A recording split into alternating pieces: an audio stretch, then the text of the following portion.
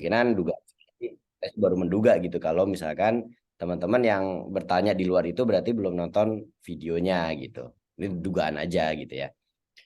Eh kita akan membahas terkait dengan eh, tanya jawab tentang hidran yang kemarin. Ya, kita akan membahas tanya jawab hidran yang kemarin, yaitu beberapa pertanyaan yang ini akan kita bahas atau akan saya tampilkan di sini supaya nanti teman-teman mendapatkan gambaran. Saya pikir kuliah seperti ini jauh lebih efektif karena teman-teman ada proses mencari terlebih dahulu baru eh, ada penasarannya lah gitu kira-kira ya. Oke. Pertanyaan pertama, ini dari Lazuardi Genta Pamungkas, ya kan? Kan hidran kota itu tercampur sama air masyarakat, Pak, ya kan, gitu kan? Kata Bapak juga nanti dibagi untuk kebakaran dan untuk masyarakat. Cara membaginya bagaimana dan apabila kebutuhan airnya banyak sehingga membuat airnya habis atau sisa sedikit yang dimana tidak cukup untuk kebutuhan warga, solusinya gimana, Pak? Ya, ini cukup menarik nih. Lazuardi ada ya? Genta? Hadir Pak, hadir Pak. Hadir ya. Oke, ini pertanyaan cukup menarik nih. Ini karena memang mungkin teman-teman juga berpikir kan infrastruktur di Indonesia kayak gimana sih? Ya khususnya di Jakarta deh gitu ya. Eh, Infrastruktur untuk hidran kebakaran itu dengan kebutuhan di masyarakat itu seperti apa gitu. Nah, ternyata memang infrastruktur kita terkait dengan hidran kebakaran itu memang belum mumpuni banget banget gitu kan. Jadi masih tercampur antara kebutuhan domestik dengan kebutuhan emergensi. Di mana kebutuhan domestik itu ya punya ketentuan dan aturan tersendiri, sedangkan kebutuhan emergensi juga punya kebutuhan yang cukup besar justru malahan pada saat kejadian emergensi. Makanya untuk beberapa kejadian khususnya di Jakarta tidak memanfaatkan hidran justru malah hidran kota ya, bukan hidran gedung tapi hidran kota, tetapi memanfaatkan adalah sumber-sumber air lain misalkan sungai, got, kolam renang, danau, laut ya seperti itu. Nah, jadi pertanyaannya bagaimana kalau kondisinya seperti itu, apakah bisa mencukupi atau tidak? Nah, jadi standarnya gini. Ketika hidran halaman atau hidran kota, hidran pilar itu sejatinya memiliki standar tekanan keluar dari moncong si hidran itu paling tidak 5 bar minimal, atau untuk mendapatkan pas setengah bar minimal 5 bar. Nah, ketika tekanannya itu kuat 5 bar itu cukup kuat sehingga ketika 5 bar itu diterapkan di di kebutuhan domestik di masyarakat, maka itu akan berpengaruh terhadap eh, instalasi PDAM yang ada di atau instalasi air minum yang ada di masyarakat, bisa jadi pada jebol dan lain sebagainya. Walaupun sebenarnya ada teknologi-teknologi untuk reduce pressure tadi gitu ya. Nah, yang ada saat ini adalah ketika proses pemenuhan kebutuhan di masyarakat terkait dengan hidran tadi atau terkait dengan sumber air tadi, maka tidak bisa dibagi nih secara signifikan, dalam arti tidak bisa dibagi secara tepat lah begitu kan. Karena apa? Karena memang kebutuhannya berbeda. Sehingga ada beberapa kondisi berdasarkan pengalaman di Jakarta di mana sumber air tersebut akan menjadi melimpah di 1 jam, kemudian akan menjadi sulit di beberapa jam kemudian gitu ya. Misalkan di jam-jam sibuk nih, jam pagi, jam siang, kemudian jam pulang kerja gitu sampai jam jam 10 jam 11 lah. Tetapi di atas jam itu aktivitas masyarakatnya itu berkurang, maka airnya akan melimpah seperti itu. Jadi memang kondisinya ya kondisi seperti itu gitu. Berbeda dengan hidran gedung. Kalau hidran gedung ataupun hidran halaman, karena pemiliknya adalah punyanya gedung, maka tidak mengalami kendala, dalam arti bahwa selama pompanya berfungsi dengan baik, selama pompanya bekerja dengan baik, sumber airnya bagus, ya maka nggak ada masalah. Itu aman-aman aja. Nah, tetapi untuk yang hidran kota, yang mana hidran kota tersebut masih tergantung infrastrukturnya dengan PDAM atau Palija atau apapun namanya itu, ya sangat berpengaruh terhadap demand atau kebutuhan si masyarakat pada saat itu. Nah, itu kira-kira jawaban dari pertanyaannya dari Mas Genta. Gimana Mas Genta? Terjawab ya? Terjawab ya. Oke. Cukup. Ada mau ditanyakan, Mas Genta? Enggak Pak, cukup Pak. Sudah terjawab Pak. Cukup ya. Oke. Nah, berikutnya pertanyaan dari Askira Rahma, Firda Askia Rahma nih. Pertanyaan dari Fiska Arkia Rahma. Apakah hidran fire di halaman yang kata Bapak masih tercampur oleh domestik masyarakat akan mengganggu kegiatan atau aktivitas pengelolaan air di masyarakat? Dan apakah negara kita harus punya kebijakan baru, Pak? Nah, ini beda ya. Antara hidran halaman dengan hidran kota itu berbeda. Ya, hidran halaman dengan hidran kota itu berbeda. Kalau hidran halaman itu adalah pemiliknya si pengelola bangunan gedung. Tetapi kalau si hidran kota itu adalah pemiliknya si atau yang merawat itu adalah pemerintah daerah. Dalam hari ini biasanya diserahkan ke dua institusi, yaitu penyedia airnya dan juga dinas pemadam kebakaran setempat. Yang uniknya adalah kami pun dinas pemadam kebakaran juga membayar retribusi air gitu kan, berapa liter yang digunakan dan lain sebagainya. Apalagi kalau masyarakat sampai menggunakan itu, maka itu pun juga akan dibayarkan oleh negara. Nah, lalu bagaimana pengaturannya? Kalau untuk hidran halaman yang dimaksud, maka sumber airnya itu dia boleh saja bercampur dengan dengan kebutuhan domestik, tapi untuk ketinggian pipanya maka hidran untuk emergensi harus ada di level bawah, bukan level atas gitu ya. Jadi ketika dalam emergensi, maka kebutuhan untuk air tersebut harus diperhitungkan sampai dengan 45 menit minimal, sampai dengan tergantung daripada klasifikasi bahaya kebakarannya, seperti itu. Jadi ini membutuhkan kajian tentunya. Nah, berapa sih kebutuhan debit airnya yang dibutuhkan atau volume airnya yang dibutuhkan untuk digunakan pada saat hidran tersebut akan bekerja, standarnya ada seperti itu. Oke, Azkia Rama ada ya? Ada Bapak. Oke. Ada yang mau ditanyakan lagi? Silakan. Izin nanya sedikit Pak. Nah, Ya. untuk kata Bapak kan tadi kayak ada kajiannya juga kan Pak, harus ada kajian. Nah, itu dari pihak ketiganya sendiri itu memang sudah ada yang mengkaji khususnya atau bagaimana Pak?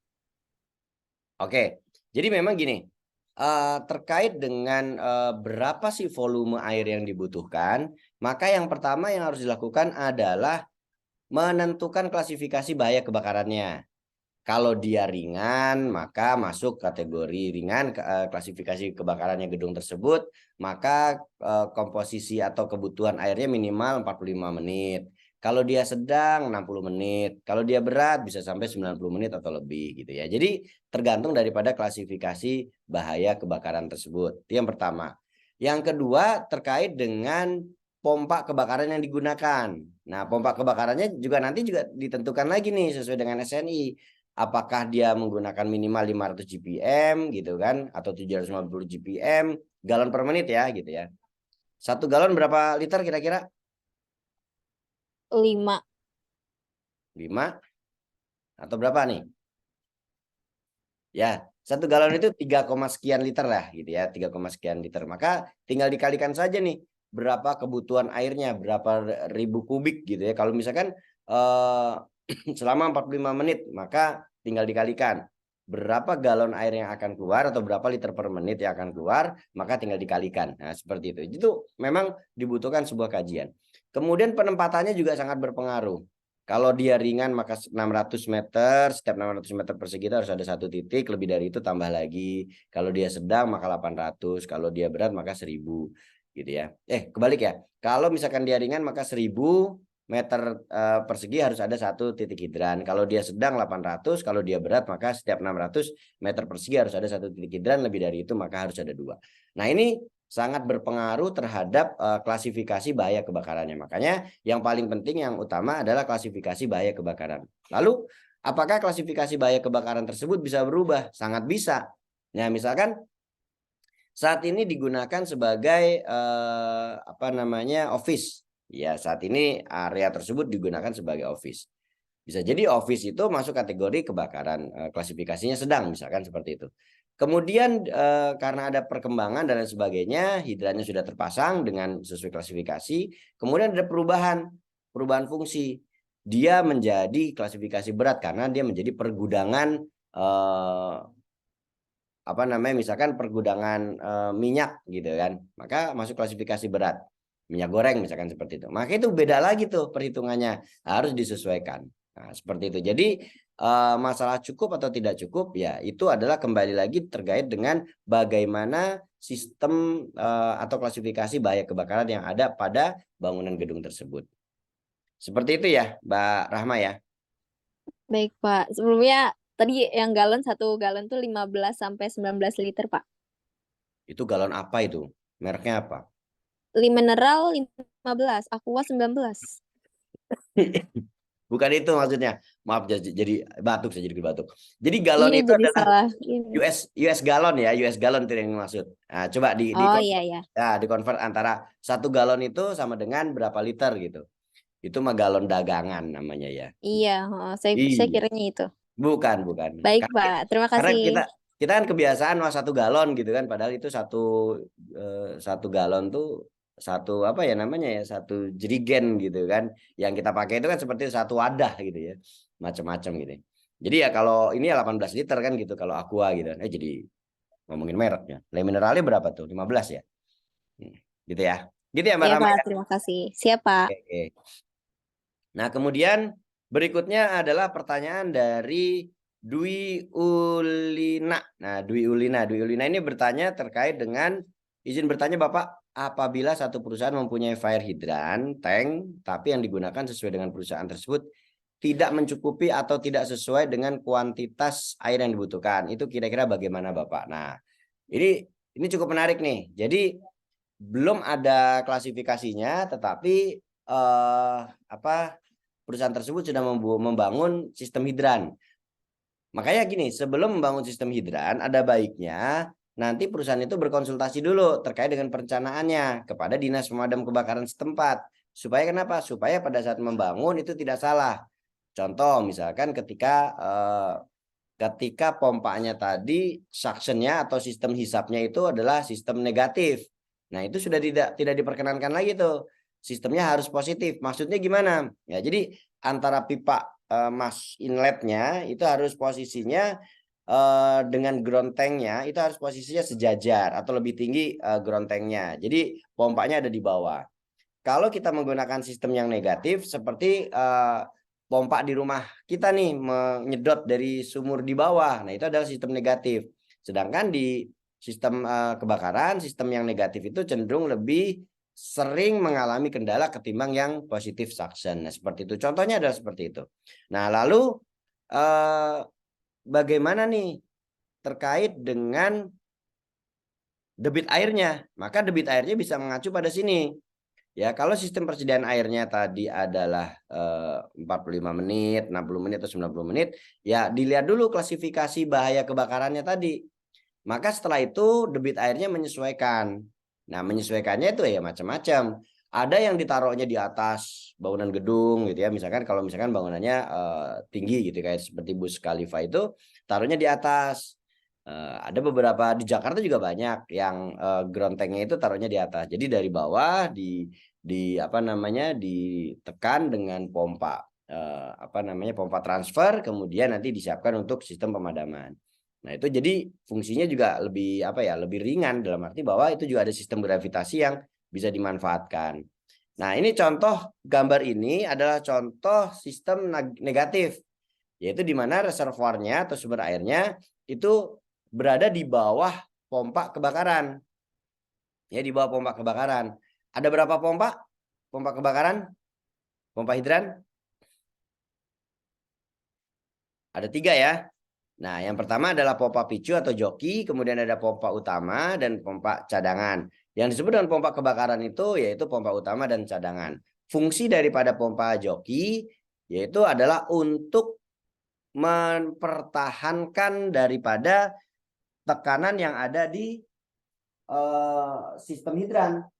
Itu adalah fungsi daripada pompa joki. ya, pompa joki. Jadi dia fungsinya hanya mempertahankan terkait dengan tekanan yang ada di tekanan yang ada di pompa, tekanan yang ada di pipa hidran kebakaran. Itu fungsi daripada joki pump. Nah, jadi ini yang teman-teman juga perlu diketahui bahwa pompa kebakaran itu ada 3. Ya, pompa kebakaran itu ada 3, ada pompa picu, kemudian pompa utama, dan pompa cadangan. Yang menjadi pompa kebakaran utama yaitu adalah utama dan cadangan. Nah, ini contohnya seperti ini. Nah, misalkan di sini, ini adalah pompa joki atau pompa yang untuk mempertahankan tekanan. Kemudian ada pompa utamanya dan ada pompa cadangannya. Kemudian dia naik di header baru ditransferkan ke pipa-pipa riser yang ke atas. Nah, ini tentunya memiliki kinerja yang berbeda-beda. Untuk pompa joki, ya, pompa joki, ini pompa joki di sini, ini pompa joki, dia bekerjanya secara otomatis dan matinya secara otomatis, seperti yang ada di rumah kita. Kalau dia kita buka kerannya, maka dia akan nyala pompanya. Tetapi kalau kita matikan kerannya, maka dia akan mati secara otomatis. Nah, berbeda dengan pompa yang ada yang pompa ini, pompa apa namanya? Pompa utama. Nah, pompa utama dan pompa utama dan pompa cadangan nggak bisa nyalanya otomatis, matinya otomatis. Nyalanya harus otomatis, kemudian matinya pun juga harus manual. Nah, itu menjadi satu catatan kita seperti itu. Oke, gimana? Terjawab Mbak Dwi, Mbak Dewi Ulina? Lanjut ya. Oke. Nah, selanjutnya dari Adelia Marliana, ada kan nih orangnya nih? Hadir nggak nih? Adelia, hadir ya. Ada, Bapak. Adelia Marliana. Adelia Marliana, ini namanya diulang-ulang ya. Izin bertanya Bapak, apakah di setiap area umum harus dipasang hidran kebakaran atau hanya untuk tempat yang memang rawan kebakaran saja? Dan mengapa rumah di setiap daerah di Jakarta yang padat penduduknya tidak dianjurkan atau di setiap gang atau jalan dipasang hidran jika melihat dari cuaca panas yang saat ini dan banyak sekali kejadian kebakaran rumah akibat musim panas yang ekstrim? Ini cerita sedikit nih.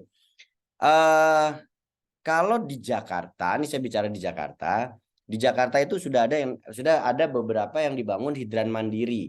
Nah, hidran mandiri itu sebuah instalasi hidran kering, kemudian ada sistem pompanya. Kalau ada kebakaran dinyalakan, kemudian sumber airnya tuh ada sumber air tersendiri, tandon tersendiri, kemudian pompanya nanti ada yang mau operate, kemudian disalurkan langsung menuju ke hidran titik-titik tertentu. Nah, ini seperti itu ada. Nah, kemudian di zaman dulu, di zaman Belanda gitu ya, Belanda itu sudah membangun di setiap gang-gang itu tandon-tandon air. Nah, tandon-tandon air. Mungkin kalau kita melihat kota-kota tua di Jakarta, di Jogja, di Semarang, itu sebenarnya di beberapa jalan itu di bawahnya itu ada tandon air yang cukup banyak. Jadi kalau ada kejadian kebakaran tinggal ngambil airnya, disiramkan lah seperti itu. Kalau zaman dulu seperti itu. Menggunakan pompa yang nggak tahu modelnya kayak gimana gitu ya. Nah, tapi Belanda itu sudah memperhitungkan hal tersebut. Jadi memang sejatinya masyarakat di zaman itu waktu itu sudah disiapkan karena Belanda kan lebih modern daripada kita gitu ya. Ya, mereka sudah menyiapkan kota-kota tersebut. Ketika terjadi kejadian kebakaran sudah diantisipasi, bahkan termasuk sistem proteksi pasifnya. Kalau kita lihat bangunan-bangunan Belanda, kenapa temboknya itu tebal-tebal gitu kan? Kemudian antara dinding rumah satu atau dinding bangunan satu dengan dinding bangunan yang lainnya itu ada bata yang melintang, kemudian jaraknya juga lumayan besar. Itu untuk antisipasi ketika terjadi kebakaran di satu tempat, dia tidak merambatkan panas ke tempat lain. Itu sistem proteksi pasif. Yang kita bahas saat ini adalah sistem proteksi aktif. Nah, baiknya memang instalasi hidran kebakaran itu sampai ke area-area umum gitu ya, area-area umum. Ya, di pemukiman padat, kemudian di daerah tepian atau pinggiran kota seperti itu kan harusnya baiknya adalah seperti itu. Ya, memang harusnya seperti itu. Tapi kembali lagi kemampuan setiap daerah berbeda-beda. Bisa jadi untuk membangun instalasi hidran itu memang membutuhkan biaya yang cukup besar sehingga dibutuhkan juga effort, dibutuhkan juga anggaran yang besar. Seperti itu Mbak, Mbak Ade Marliana. Ada yang mau ditanyakan? Iya, Pak. Sudah cukup. Cukup? Baik. Nah, berikutnya adalah Ramanda Eka Guna Putri. Izin bertanya Pak, seperti yang sudah ditayangkan melalui YouTube, bagaimana jika kebutuhan air di dalam penampungan kurang dan kebakaran tersebut jauh dari sumur dengan kedalaman 50 meter? Langkah apa yang baik untuk dilakukan agar tidak menyebar luas ke gedung lainnya?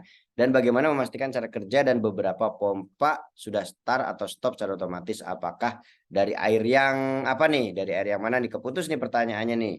Ya, jadi gini. Setiap bangunan gedung sudah diperhitungkan tentunya untuk kebutuhan daripada si apa namanya kebutuhan pompanya tadi. Nah, ini kebutuhan pompanya seperti ini kira-kira nih. Jadi jumlah pompa itu satu set terdiri dari joki, main pump, diesel pump. Ini sesuai Pergub 92 tahun 2014. Kemudian pompa kebakaran merupakan pompa yang tipenya harus tipe sentrifugal. Kemudian pompa untuk sistem hidran minimal 500 USGPM. Kemudian jika digabung dengan sistem hidran dan sprinkler minimal 750 USGPM.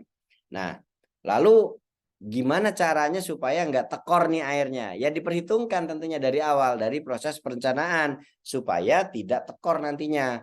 Makanya kan ketika masuki area apa namanya area perencanaan, ini bangunan gedung ini difungsikan untuk apa sih gitu ya? Apalagi kalau dia sudah ada basement gitu kan, masuk area berat. Maka ambillah area yang terberat gitu ya, ambil area yang terberat untuk pemenuhan kebutuhan daripada sistem proteksi kebakaran, mulai dari sistem pompanya, sprinkernya dan lain sebagainya, itu ambil area terberat sehingga ketika terjadi keadaan darurat cenderung lebih aman gitu, seperti itu. Nah, jadi bagaimana kita menyikapi itu supaya tidak menyebar luas ke gedung lainnya dan bagaimana memastikan cara kerja.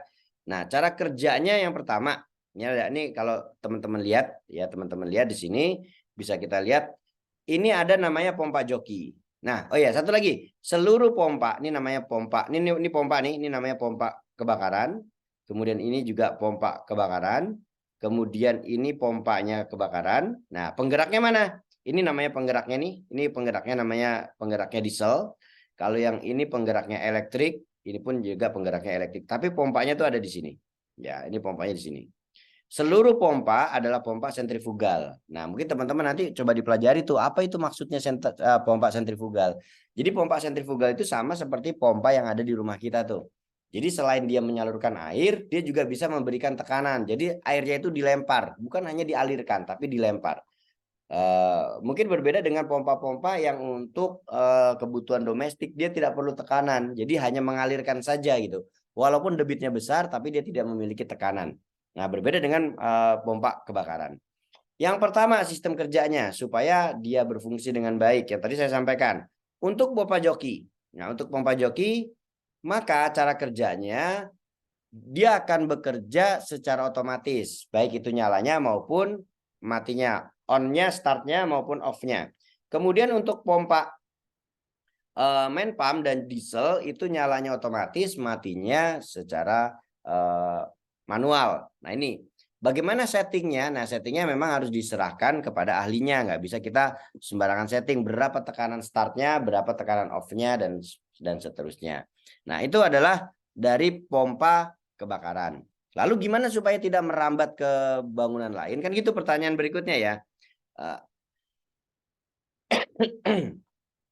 Sehingga supaya bangunan gedung yang lainnya juga tidak terbakar, ya maka bangunan gedung yang lainnya pun juga harus disiapkan sistem pompa kebakaran yang optimal gitu. Oke, Mbak Eka gimana Mbak Eka? Cukup, Pak. Oke, lanjut ya. Iya, Pak. Maulidia Putri Mustafa. Ada hadir ya? Hadir, Pak. Oke, pertanyaannya begini. Izin Pak, saat ini di Indonesia khususnya di Jakarta banyak gedung pencakar langit, tetapi sarana pemadam kebakaran tidak cukup efisien dalam menangani kebakaran pada high-rise building. Contohnya tidak adanya fasilitas helikopter pemadam api ataupun mobil pemadam kebakaran dengan tangga di atas 90 meter. Oke, saya jawab dulu. Yang pertama, tadi pertanyaannya banyak nih, ini luar biasa nih. Gedung pencakar langit, ya, gedung pencakar langit itu dia harus memiliki sistem proteksi kebakaran yang optimal. Bangunan gedung pencakar langit, ya, ini kalau bangunan gedung pencakar langit bukan hanya gedung pencakar langit ya, tetapi bangunan gedung apapun, ya, bangunan gedung apapun itu harus memiliki 4 aspek keselamatan kebakaran, ya. Bangunan apapun. Nah, nih yang pertama adalah aspek proteksi kebakaran aktif dan pasif. Ini bangunan gedung nih. Sehingga bangunan gedung tersebut harus dilengkapi dengan sistem proteksi aktif dan sistem proteksi pasif. Sistem proteksi aktif itu seperti apa? Seperti APAR, detektor, hidran, sprinkler, alarm, sound system, pressure fan, itu adalah sistem proteksi aktif. Kemudian sistem proteksi pasif bagaimana? Sistem proteksi pasif itu adalah bagaimana bangunan gedung apabila di satu tempat itu terbakar, maka api tidak merambat ke tempat lain. Sehingga cukup di area tersebut saja. Sehingga bangunan gedung tersebut harus dipersiapkan atau difasilitasi sistem proteksi pasif. Ya, seperti penyekatan ruangan, kemudian pintu yang terbuat dari logam atau besi, kemudian setiap tembusan itu harus diberikan fire stopper dan lain sebagainya. Itu. Kemudian aspek keselamatan kebakaran yang berikutnya yaitu akses pemadam kebakaran. Jadi bangunan gedung tersebut harus bisa menyediakan bagaimana ketika terjadi keadaan darurat, mobil pemadam kebakaran itu bisa masuk ke area tersebut atau memberikan akses kepada petugas pemadam kebakaran supaya bisa masuk ke area tersebut. Sehingga bangunan gedung tersebut harus menyediakan beberapa hal. Salah satunya misalkan harus melengkapi dengan tangga darurat yang bebas, yang kedap asap, kemudian kedap api, misalkan seperti itu. Kemudian kanopi atau portal atau yang lainnya harus tinggi atau mudah dibuka ketika terjadi keadaan darurat. Itu adalah contohnya. Kemudian tidak perlu akses ketika misalkan card akses misalkan ketika akan masuki ke area gedung. Jadi ketika dalam keadaan darurat, general alarm, maka pintunya akan terbuka otomatis. Petugas pemadam kebakaran itu bisa langsung masuk. Kemudian aspek berikutnya yaitu sarana penyelamatan jiwa. Jadi bagaimana sebuah bangunan gedung dipersiapkan sedemikian rupa ketika dalam keadaan darurat, maka bangunan gedung tersebut harus mampu memberikan kesempatan buat para penghuni bangunan gedung untuk bisa turun atau bisa untuk bisa evakuasi menyelamatkan diri. Nah, itu menjadi hal yang penting. Sehingga ketika dalam keadaan darurat, orang akan mudah untuk diselamatkan. Nah, kemudian berikutnya aspek keselamatan kebakaran yang lainnya yaitu MKKG, manajemen keselamatan kebakaran gedung. Maka di sebuah bangunan gedung tersebut harus di-manage bagaimana bangunan gedung tersebut dirasa aman, kemudian bagaimana bangunan tersebut harus selalu dalam kondisi siap dan mandiri apabila terjadi satu keadaan darurat. Nah, di MKKG inilah setiap bangunan gedung diupayakan untuk senantiasa mandiri dalam menanggulangi bahaya kebakaran. Sehingga bangunan gedung tersebut dipersiapkan sedemikian rupa. Sehingga kalau bisa dianalogikan bahwa bangunan gedung tersebut layaknya sebuah kapal yang berlayar di tengah samudra, kemudian terjadi kebakaran, maka mau nggak mau dia bisa menanggulangi di tahapan awal. Karena kalau di tengah samudra nggak ada bantuan lain gitu ya, selain kapal itu sendiri, maka akan mengalami kesulitan. Sehingga perlu satu kondisi di mana kondisi tersebut harus siap dan mandiri untuk melakukan upaya penanggulangan kebakaran. Itu yang terjadi. Nah, sehingga pertanyaan tadi, apakah gitu kan diperlukan fasilitas helikopter gitu kan? Contohnya diperlukan fasilitas helikopter untuk memadamkan api. Perlu diingat bahwa untuk memadamkan api kebakaran di sebuah bangunan gedung, terutama yang high rise building, ini pemadaman yang paling efektif adalah pemadaman dari dalam gedung itu sendiri. Ya, coba teman-teman bayangkan seandainya di rumah kita, di kamar kita terjadi kebakaran. Kemudian di sebuah kamar, di sudut sebuah kamar misalkan gitu ya, terjadi kebakaran. Kemudian ada orang yang membantu tapi nyemprotnya dari luar. Sedangkan di sudut tersebut mungkin terhalang meja, terhalang lemari dan sebagainya. Nggak akan kena airnya untuk memadamkan kebakaran. Mungkin kalau teman-teman bayangkan, wah ini kebakaran, ada sebuah jendela terbuka, kemudian terbakar, ada helikopter, kemudian helikopter tersebut bawa air, kemudian nyemprot seperti itu gitu kan, langsung menuju itu. Nggak semudah yang dibayangkan, nggak seperti itu. Jadi efektif memang dipadamkan melalui dalam gedung, ya seperti itu. Nah lalu bagaimana kalau misalkan mobil pemadam kebakaran itu yang tangganya di atas 90 meter? Di Indonesia sudah ada mobil pemadam kebakaran yang tingginya lebih dari 90 meter, yaitu 104 meter yang ada di Jakarta dan di Surabaya. Waktu itu di Batam itu sampai 90 meter atau 102 meter, saya lupa itu ya. Nah kemudian apakah efektif? Ya, kalau memang bangunan gedung tersebut terjangkau oleh mobil pemadam kebakaran. Nah, yang dimaksud dengan 90 meter, 100 meter itu kondisi tegak lurus mobil tangga pemadam kebakarannya. Bagaimana kalau ada elevasi, ada kemiringan, maka jarak atau ketinggiannya tidak lagi 90 meter, akan berkurang. Nah, sehingga memang sekali lagi untuk ketinggian 90 meter saja atau 100 meter saja itu baru menjangkau lantai berapa gitu kan ya. Baru menjangkau lantai berapa. Kalau misalkan rata-rata bangunan gedung itu 3,5 meter satu lantainya, maka teman-teman bisa bayangkan itu baru nyampe ke lantai 30 mungkin atau kurang, atau mungkin 25 gitu kan. Mungkin kurang gitu ya. Jadi bangunan gedung di Jakarta kalau yang tingginya sudah 50 lantai, 60 lantai gitu kan. Nah itu ya mungkin tetap aja nggak akan bisa dijangkau oleh mobil pemadam kebakaran. Lalu bagaimana kalau misalkan kita tuh hanya mengandalkan mobil pemadam kebakaran saja nih, yang disebut Mbak Putri itu Blangwir gitu ya. Brandweer kalau bahasa Belandanya tuh Brandweer gitu ya. Brandweer ya, memang Blangwir itu bukan bahasa yang salah, bahasa yang memang itu bahasa Belanda untuk sebutan pemadam kebakaran itu, yaitu Brandweer. Nah, lalu gimana nih kalau misalkan bangunan gedungnya tinggi, kemudian pemadam kebakaran akan memadamkan kebakaran?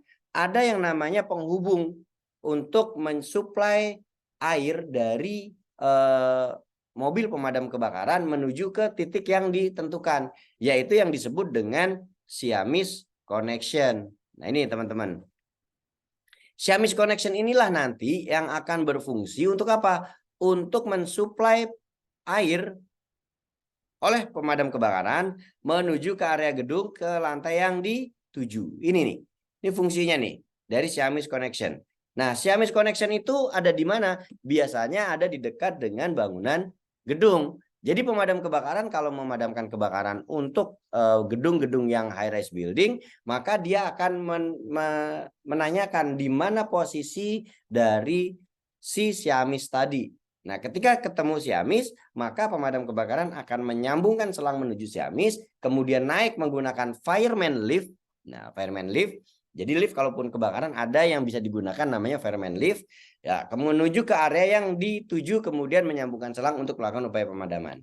Lalu apakah pompa mobil pemadam kebakaran mumpuni untuk itu? Nah, tentunya sudah kami perhitungkan berapa tekanan minimal yang dibutuhkan untuk mencapai bangunan atau ketinggian tersebut. Nah, itu sudah diperhitungkan. Karena mobil pemadam kebakaran itu berbagai macam jenis. Ada yang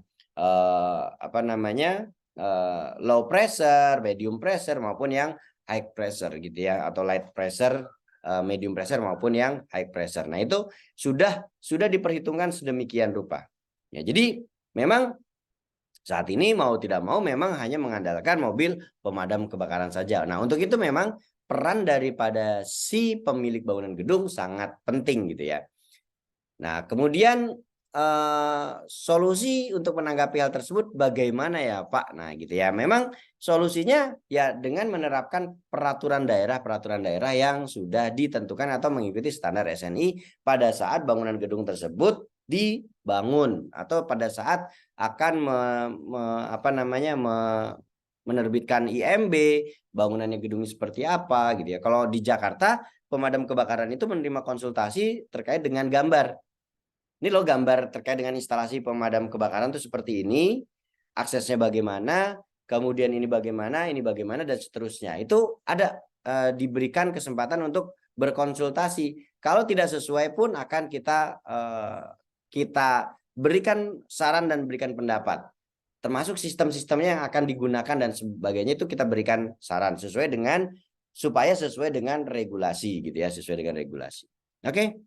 Mbak Putri gimana Mbak Putri? Ya, Pak, berarti kalau individu yang sebagai individu yang mengalami kecelakaan apa sih kebakaran tersebut kita bagaimana Pak? Kan biasanya pada panik ya Pak, apalagi di gedung pencakar langit yang tinggi. Itu sebagai individu kita gimana ya Pak cara supaya nggak panik gitu Pak? Ya. Bagaimana sih kita menanggulangi supaya diri kita tuh nggak panik ketika terjadi satu kejadian kebakaran gitu ya. Nah, yang pertama jangankan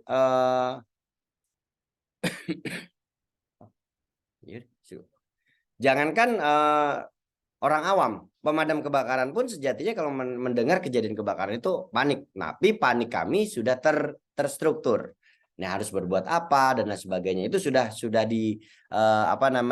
sudah dilatih. Nah, untuk mengurangi kepanikan tadi, maka berlatihlah gitu ya. Kemudian setelah berlatih, melakukan evakuasi dan lain sebagainya, itu bisa kita lakukan. Nah, seperti itu. Nah, supaya tidak panik, maka berlatih. Nah, salah satunya biasanya bangunan gedung memprogramkan untuk melakukan fire drill. Nah, fire drill itu dimanfaatkan semaksimal mungkin. Makanya saya di UAS nanti untuk teman-teman mata kuliah ini harus mampu melakukan upaya pemadaman menggunakan karung, ya, yang paling sederhana, kemudian apar dan juga hidran. Untuk itu mulai dari sekarang, mulai hari ini, silakan teman-teman nanti berkomunikasi, berdiskusi untuk kita tahun depan kita akan UAS, yaitu UASnya adalah teman-teman harus praktek terkait dengan pemadaman tersebut. Nah, monggo nanti saya kasih nomor kontaknya Pak Edi untuk berkoordinasi bagaimana menyediakan peralatan tersebut, teman-teman nanti praktek dan lain sebagainya. Seperti itu. Jadi harapan saya adalah supaya seorang lulusan K3 khususnya di manajemen kebakaran dan ledakan ini, dia tidak panik ketika menghadapi kejadian kebakaran. Nah, seperti itu. Harapan saya seperti itu. Nah, jadi latihan yang paling utama, yang paling ini adalah mesti latihan. Kalau nggak latihan, wah memang agak berat gitu ya, agak berat kalau nggak latihan. Seperti itu Mbak Putri. Baik Pak, terima kasih Pak. Sudah bisa menggunakan apar tentunya? Apar sudah sih Pak, karena kan saya kerja di konstruksi, jadi kan kita harus bisa pakai apar ya Pak, namanya kacang aja kan kita nggak ada yang tahu Pak. Jadi udah bisa Pak. Alhamdulillah kalau memang sudah bisa ya. Jadi memang itu modal awal. Dan kita sebagai seorang HSE atau seorang safety ya juga harus bisa memberikan penjelasan gitu kan kepada para rekan-rekan kita. Oke, baik. Kita lanjut ke pertanyaan berikutnya ya.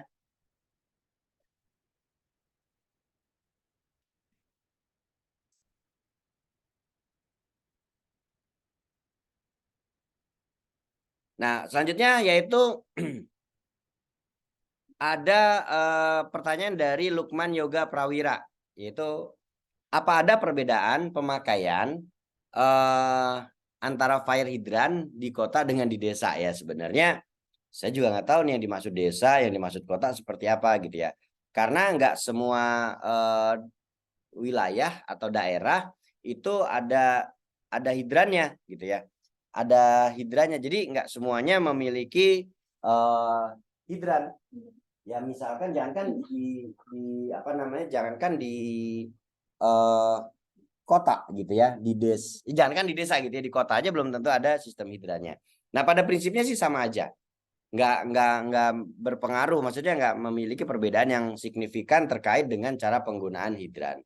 Nah, nanti harapan saya adalah teman-teman pada saat nanti semester akhir, bukan di akhir semester ini, di UAS, teman-teman sudah bisa memperagakan bagaimana menggunakan hidran itu secara benar. Nah, karena kalau kita mengacu pada Permenaker atau Kemenaker, itu kan dibagi 4 ya, kelas kebakaran dari kelas D, kelas C, kelas B, kelas A. Kelas D dan kelas C. Kelas D itu adalah peran kebakaran, jadi kemampuan individu untuk melakukan pemadaman menggunakan apar. Kalau kelas C udah regu nih, regu pemadam kebakaran. Nah, ketika menjadikan regu pemadam kebakaran, nah paling tidak harus bisa menggunakan hidran. Nah, ketika menggunakan hidran, maka ini bisa dikategorikan harus berkelompok, ya minimal 4 orang gitu kan. Kemudian siapa berbuat apa dan sebagainya. Nah, ini perlu kita sampaikan dan juga perlu kita ajarkan nantinya supaya teman-teman nggak awam-awam banget lah gitu kira-kira. Seperti itu ya Mas Yoga ya. Jadi pada prinsipnya nggak ada perbedaan. Nah, Baik, bagaimana Pak. nih dari Reni Aprilia Sari, bagaimana cara pemeliharaan hidran dan sistem kebakaran lainnya gitu ya. Oke, saya akan fokus pada pemeliharaan hidran terlebih dahulu karena sistem proteksi kebakaran lainnya itu banyak, mulai dari APAR, detektor dan sebagainya. Sebenarnya ini materi yang akan kita bahas nanti, tapi nggak apa-apa, saya lebih senang begini, jadi teman-teman akan langsung lebih dapat materinya. Nah, kalau kita lihat pemeliharaan sistem perawatan dan pemeriksaan ini secara berkala, sistem pipa tegak dan selang kebakaran serta hidran halaman ini dalam satu sistem, gitu ya. Sistem ini meliputi pompa kebakaran dan motor penggeraknya, kemudian dan alat kontrol serta pemipaan. Nah, ini harus diapain? Pompa kebakaran itu ada namanya panelnya, ada silnya, ada bearingnya, ada olinya, ada baterainya gitu ya. Ini yang model apa namanya pompanya. Kemudian di kontrol panel itu juga ada pressure switch, pressure gauge gitu ya. Kemudian di pemipaan ada sambungan, ada valve, ada flexible joint dan sebagainya. Ini komponen-komponennya. Kemudian ada suction, ada foot valve, ada yeast strainer gitu ya. Yeast strainer, ada vortex, kemudian katup, sambungan, kemudian ada hidran gedung, selang nozzle, gate valve gitu ya. Kemudian ada hidran pilar, Siamese connection, ada valve-nya, ada sambungannya, ada seal-nya. Nah, lalu bagaimana sistem pompa kebakaran tersebut bisa atau harus dirawat kalau kita lihat bagaimana kita harus melakukan inspeksi, testing, perawatan sistem hidran kebakaran. Nah, bisa kita lihat contoh-contoh daripada kelalaian pemeliharaan sistem proteksi kebakaran. Nah, ini bisa kita lihat di sini bagaimana kelalaian-kelalaian tersebut dan dampaknya seperti apa. Juga ini seperti ini, koplingnya hilang gitu kan. Jadi kalau akan digunakan itu nggak ada, ini gimana nyambungnya? Ya karena ini harganya mahal dari Kuningan gitu sehingga dimanfaatkan atau diambil oleh orang yang tidak bertanggung jawab.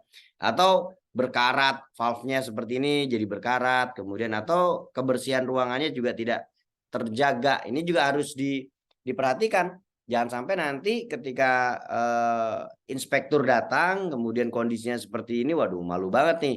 Nah, jadi kebersihan daripada di rumah pompa itu juga menjadi perhatian. Nah, kemudian sprinkler. Nah, ini juga bagian daripada perawatan yang pompa kebakaran gitu ya. Tapi saya nggak akan bahas di situ. Nah, ini pemipaan. Ini juga perlu diperhatikan, pemipaan itu bisa ada endapan dan sebagainya. Ini bagian-bagian daripada sistem pemeliharaan.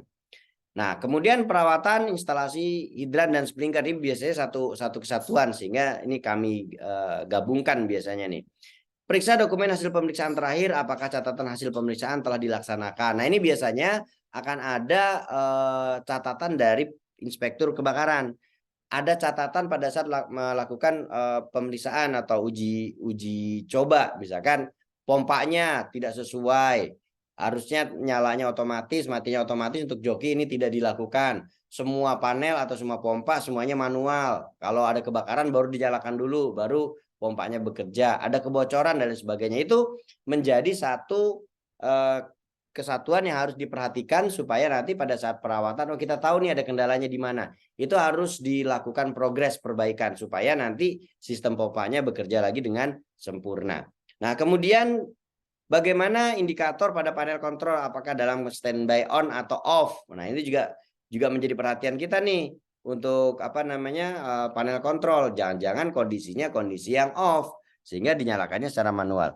Kemudian periksa ruang pompa dan catat data-data teknik pompa, motor penggerak dan perlengkapan yang ada, kemudian panel kontrolnya dan sebagainya. Dicatat nih perlengkapannya seperti apa. Apakah perlengkapannya itu apa namanya lengkap atau tidak dan lain sebagainya. Nah, ini juga jadi perhatian gitu ya supaya nanti pada saat perawatan itu menjadi lebih teliti gitu ya, lebih teliti dalam dalam perawatannya nanti gitu ya. Kemudian periksa sistem persediaan air. Apakah dapat menjamin kebutuhan air untuk operasi pemadaman dalam waktu sesuai standar waktu yang ditentukan. Nah, ini diperhitungkan tuh GWT-nya. Groundwater tank-nya itu harus diperhitungkan bagaimana kebutuhan air untuk kebutuhan kebakaran tersebut. Kemudian lakukan tes kerja pompa dengan membuka kerangan uji yang disediakan dalam ruangan pompa dan amati tekanan pompanya. Itu dilakukan pengujian mulai dari joki pump, kemudian main pump-nya, kemudian diesel pump-nya itu dilakukan pemeriksaan, pencatatan dan sebagainya. Nah, kemudian inspeksi sistem hidran itu bisa dilakukan secara mingguan, kemudian juga bulanan. Nah, mingguan itu di salah satunya adalah pengecekan semua hose atau selang, kemudian handle, kopling dan sebagainya. Kemudian kalau bulanan periksa kabinet. Pada hidran dalam kabinet dilengkapi dengan satu selang 1,5 in dan nozzle ya. Jadi selang itu ukurannya 1,5 in dan nozzle. Kemudian selang juga harus dicek dari kerusakan, ada kaku atau bocor atau pecah. Kemudian pada hidran yang mempunyai landing valve 2,5 in harus diperiksa dan dari kerusakan. Kemudian capnya terpasang dan bisa diakses dengan mudah. Nah, ini landing valve nanti mungkin teman-teman juga bisa lihat di kantornya, kalau ada kantor landing valve itu apa yang ukurannya 2,5 itu nanti akan digunakan oleh pemadam kebakaran apabila ada kejadian kebakaran. Nah, seperti itu. Nah, makanya perlu juga diperiksa. Kemudian periksa tanda pada indoor hydran building. Ya, habis. Setiap indoor hydran building harus diberi tanda dengan jelas. Kemudian periksa box selang outdoor hidran dari kerusakan dan apakah isinya masih lengkap atau tidak. Jangan-jangan hilang gitu kan. Itu bisa terjadi tuh untuk kondisi-kondisi seperti itu. Kemudian ada pemeriksaan 6 bulanan, kemudian ada pemeriksaan tahunan dan lain sebagainya. Nah, ini bisa dilakukan inspeksi secara berkala. Kemudian untuk pengujian operasional hidran, ini yang pertama buka titik hidran terdekat dengan pompa, ukur tekanan pada mulut pancar dengan menggunakan pipa pitot dan catat tekanan pada manometer di ruang pompa. Kemudian buka titik hidran kedua yaitu hidran terjauh dari titik pengujian pertama, tetapi yang hidran yang pertama tadi tetap terbuka, kemudian ukur tekanannya. Kemudian buka titik hidran ketiga yaitu titik hidran pertengahan dan titik hidran pertama dan kedua tetap terbuka. Nah, ini untuk menguji operasional daripada si hidran. Seperti itu. Oke. Tadi pertanyaan siapa nih? Pertanyaan Reni Aprilia Sari ya. Gitu Mbak Reni.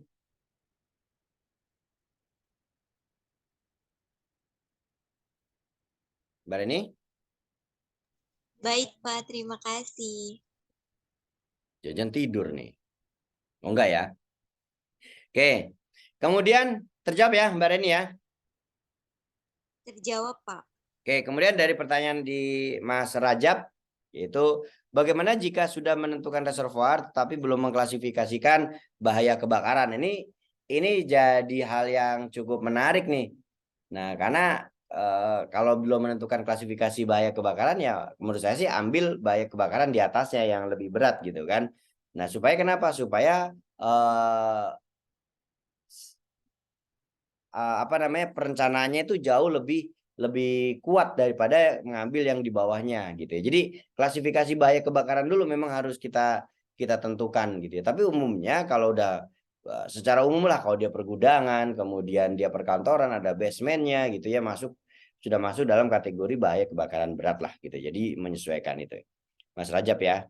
Kemudian apakah pengecekan hidran nih JC Muhammad Izzat? Apakah pengecekan hidran yang ada di jalan ataupun di gedung itu ada untuk memastikan bahwa hidran masih dalam kondisi baik? Dan kalau memang ada, berapa bulan, tahun sekali dilakukan pengecekannya? Nah, tadi prosedurnya seperti itu. Ada pengecekan mingguan, bulanan, 6 bulanan, tahunan gitu ya. Kalau untuk yang di hidran-hidran jalanan atau hidran kota itu memang ada petugasnya. Kalau di Jakarta ada namanya Satgas, Satuan Tugas tingkat kelurahan. Jadi di tingkat kelurahan mendata sumber-sumber air termasuk hidran dan dilakukan pengecekan apakah keluar airnya atau tidak, kondisi valve-nya seperti apa, kondisi hidrannya seperti apa gitu ya. Jadi memang ada untuk petugas yang melakukan pengecekan itu. Jadi supaya untuk menjamin kesiapsiagaan daripada si sistem proteksi kebakaran yang ada seperti itu ya. Nah, ini ditugaskannya siapa? Nah, kalau untuk hidran gedung itu ada namanya petugas inspektur kebakaran. Itu akan melakukan pengecekan paling tidak 1 tahun sekali secara berkala atau sewaktu. Kapan aja bisa dilakukan pengecekan. Bisa dadakan lah seperti itu. Nah, ini untuk menjamin aspek keselamatan terutama dari sistem proteksi kebakarannya. Gitu ya Mas Zaki ya.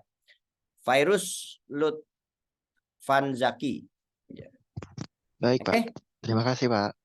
siap. Ada pertanyaan lagi?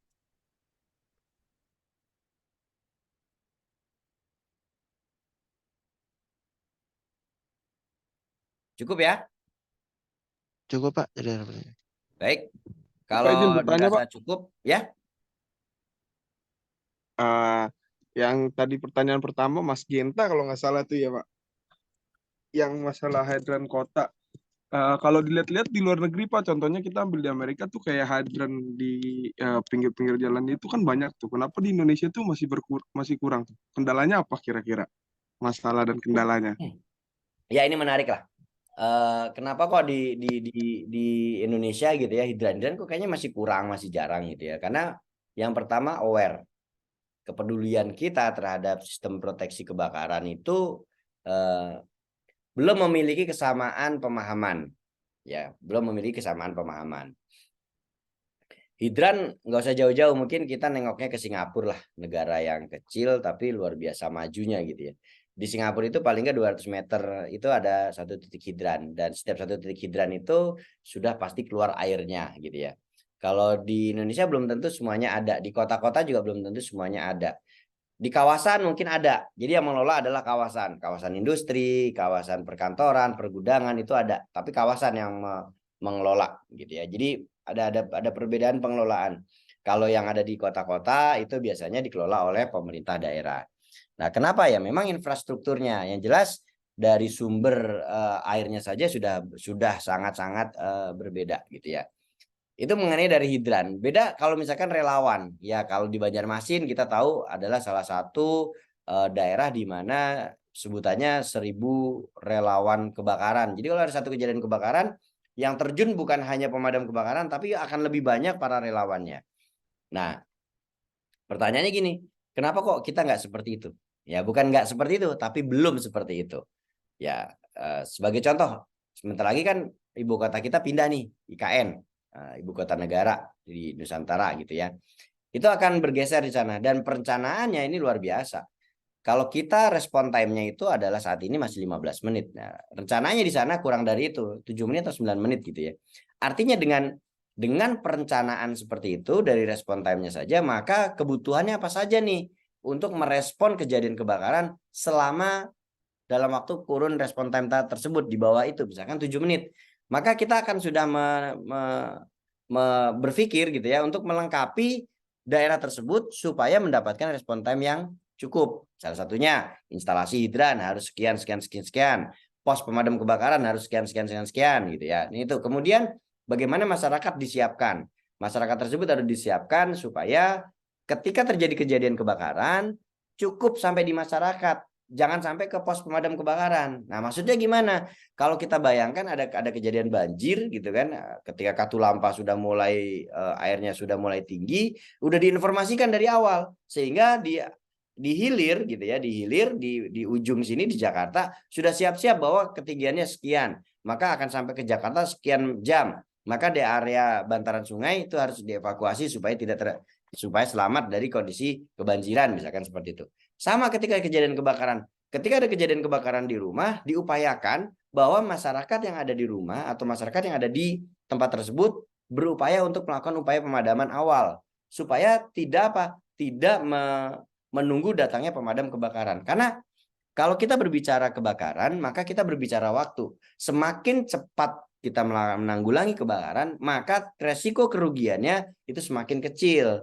Nah, kalau kita menunda-nunda melakukan penanggulangan kebakaran, maka resiko kerugiannya semakin besar. Nah, seperti itu. Jadi, ya kembali lagi, kebijakan pemerintah daerah apakah akan menggiatkan terkait hal tersebut? Ya, semuanya kan nggak terlepas dari pembiayaan. semuanya nggak terlepas dari penganggaran. Seperti itu, Mas. Oke, seperti itu ya, Mas Baik, ya. Pak. Terima kasih, Pak. Oke. Ya. Ada lagi? Cukup ya? Baik, kalau memang dirasa cukup, saya rasa pertemuan kita hari ini saya cukupkan sampai di sini. Teman-teman nanti silakan mengisi daftar hadir sesuai dengan yang ada di website ya. Silakan diisi daftar hadirnya. Kemudian insya Allah besok kita akan bertemu, kita akan bahas terkait dengan masih berkaitan dengan sistem pemompaan, yaitu tentang sprinkler kebakaran. Dan sebelumnya saya mohon maaf karena mungkin beberapa hari yang lalu saya masih dalam kondisi sibuk untuk mempersiapkan event, dan kemarin sudah selesai eventnya. Jadi mungkin ada beberapa perkuliahan yang kita switch jadi modelnya seperti yang sudah kita jalankan beberapa pertemuan sebelumnya. Oke? Cukup? Kalau dirasa cukup,